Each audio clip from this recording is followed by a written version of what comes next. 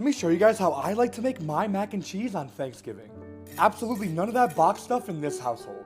We're going to start out with our cheeses, and for this, I like to use a mixture of mild cheddar, mozzarella, Gouda, and Gruyere. Next, we're going to make a seasoning blend starting with plenty of onion powder and garlic powder, a good bit of cayenne pepper, and last but not least, plenty of smoked paprika. Once that's all prepped and ready to go, we're going to go into a big old pot with our butter. Once that's melted, we're going to toast off just a little bit of those spices, and then after a minute or two, we're going to drop in an equal amount of flour as well. Once that flour's been cooked out, we're finally ready to start slowly streaming in our whole milk. At first, it's going to look really rough, and you're going to think you ruined Thanksgiving, but just keep adding milk, and I promise you'll get a nice and smooth bechamel. Once we have our bechamel, we're going to drop in more of our seasoning, along with a real hefty pinch of salt and black pepper to taste. And I've actually never done this before, but we're going to drop in a scoop of Dijon mustard as well. Shout out Teeny, hers is the best for a reason. Now we're going to completely turn off the heat and start melting our cheese, starting with 2 slices of American. And then it's finally time to start slowly dropping in that cheese blend.